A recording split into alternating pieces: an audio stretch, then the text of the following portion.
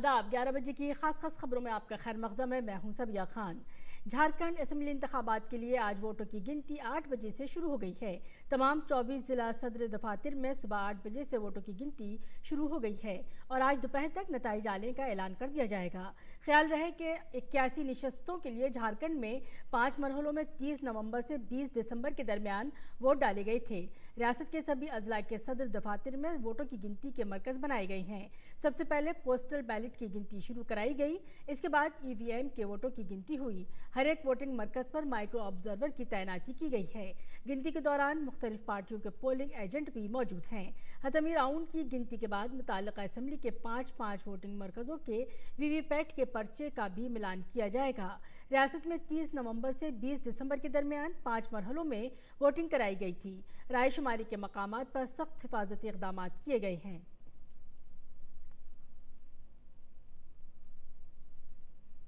वज़ीर-ए-आज़म नरेंद्र मोदी ने कल रामलीला मैदान में आभार रैली को खिताब किया।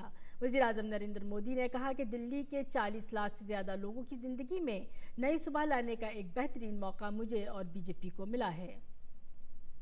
वज़ीर-ए-आज़म नरेंद्र मोदी ने कहा कि हमने एक तरफ वीआईपी लोगों से दिल्ली के 2000 से ज़्यादा बंगले खाली करवाए हैं। 40 लाख से ज़्यादा गरीबों और मुतवस्सित दर्जे के अफराद को उनके घर का हक भी दे दिया है। वज़ीर-ए-आज़म नरेंद्र मोदी ने कहा कि शहर में आलूदगी कम हो, इसके लिए भी हमने मुसलसल कोशिश की है। गुज़श्ता 5 वर्षों में दिल्ली में सैकड़ों नए सीएनजी स्टेशन बनाए गए हैं। उन्होंने कहा कि यहाँ जो सनतें चल रही हैं उनमें से निस्फ को पीएनजी से चलने वाला बनाया जा चुका है। वज़ीर-ए-आज़म नरेंद्र मोदी ने कहा कि आज दिल्ली में जो हुकूमत है वो यहाँ के बड़े मसले से चश्मपोशी किए हुए है। ये मसला पीने के पानी का है। बीजेपी के कारगुजार सदर जेपी नड्डा ने इंदौर में एक प्रोग्राम से खिताब करते हुए कहा कि शहरियत तरमीमी कानून पर कांग्रेस और अपोजिशन पार्टियां सियासत कर रही हैं। उन्होंने कहा कि कांग्रेस हमेशा से वोट बैंक की सियासत करती आई है और आज भी वो मुल्क से ज़्यादा वोट बैंक के लिए समाज के मखसूस तबके के लोगों को उकसाकर तशद्दुद करवा रही है। नड्डा ने कहा कि क्या कोई सोच सकता था कि कश्मीर में दफ़ा 370 हटाया जा सकता है, लेकिन मोदी सरकार ने ये कर दिखाया है। 66वें कौमी फिल्म अवार्ड्स आज नई दिल्ली की एक तकरीब में दिए जाएंगे। ये अवार्ड्स नायब सदर जमहूरिया एम वेंकैया नायडू अता करेंगे। गुजराती फिल्म हेलारो को बेहतरीन फीचर फिल्म का अवार्ड दिया जाएगा। बॉलीवुड अदाकार आयुष्मान खुराना और विकी कौशल को फिल्म अंधाधुन और उड़ी में उनकी अदाकारी के लिए बेहतरीन अदाकार के नाम के लिए मुंतखब किया गया है। कीर्ति सुरेश को तेलुगु फिल्म महांती में उनके किरदार सावित्री के लिए उन्हें बेहतरीन अदाकारा के लिए मुंतखब किया गया है।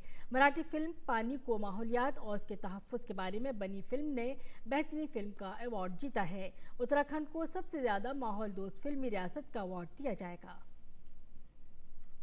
बाहरी दिल्ली से करारी इलाके में कपड़े के गोदाम में इतवार की रात ज़बरदस्त आग लग गई। इसमें अब तक 9 लोगों की मौत हो चुकी है। 10 लोग झुलस गए हैं जिन्हें करीबी अस्पताल में दाखिल कराया गया है, जहां उनका इलाज चल रहा है। आग बुझाने वाली गाड़ियों ने काफ़ी जद्दोजहद के बाद आग पर काबू पा लिया है।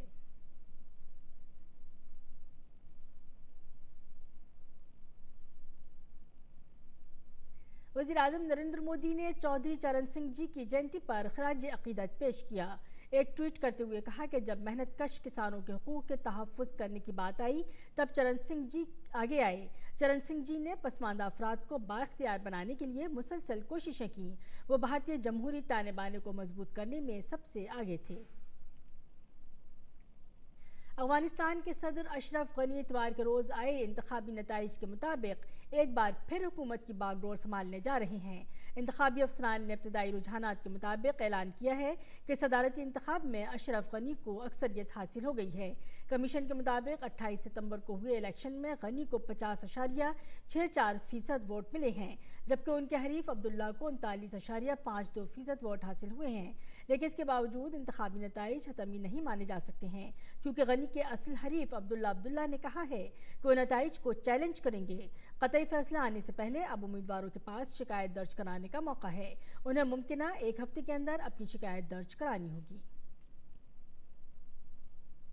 खबरों में इतना ही। इजाज़त दीजिए। आदाब।